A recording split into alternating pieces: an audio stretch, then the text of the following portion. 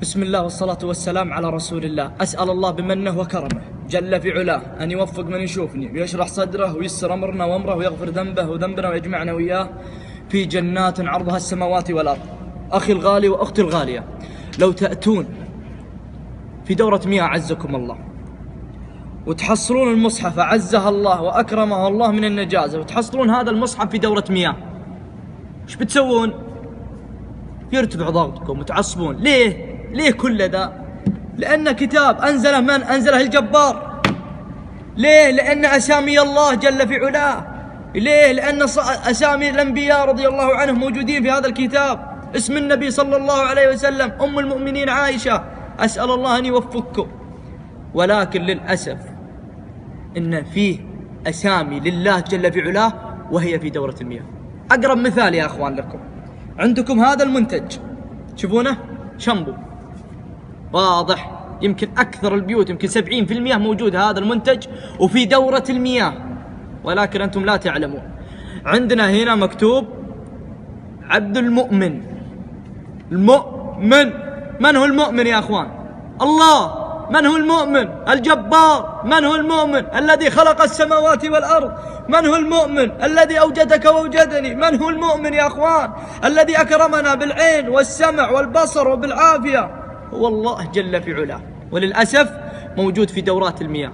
أدري يا أخوان إنكم ما تدرون عن هذا الشيء، ولكن اللي علي الآن أنا سويته، وصلت لكم الرسالة إنكم تنتبهون. أسامي الله من جميع المنتجات اللي تدخل في دورة المياه كرمكم الله لازم تقرون وش مكتوب فيها. إذا فيها أسامي الله جل في علاه تشيلونه. هنا مكتوب في هذا المنتج المؤمن. أنا ما قلت لك قطع ذا ولا احذفه، لا، شيل بس اسم المؤمن، بس كرم اسم الله جل في علاه. أسأل الله أن يوفقنا وإياكم. اللهم يا كريم يا غفور يا رحيم، اللهم اشهد جل في علاك إني وصلت رسالتي لعبادك، اللهم بلغت فاللهم بشهد. أخي الغالي وأختي الغالية، أسأل الله أن يوفقكم. انتبهوا، هذه رسالتي لكم.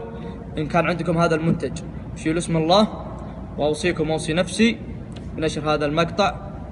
كم ناس من البيوت يشيلون اسم الله وتكون أنت السبب. أسأل الله أن يوفقك، وأسأل الله أن يجعل سببا في دخولنا الجنة. والسلام عليكم ورحمة الله وبركاته.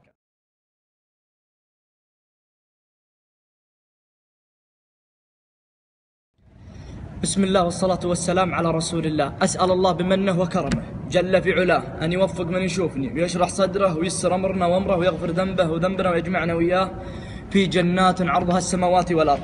أخي الغالي وأختي الغالية، لو تأتون في دورة مياه أعزكم الله وتحصلون المصحف أعزها الله وأكرمه الله من النجازة، وتحصلون هذا المصحف في دورة مياه، ايش بتسوون؟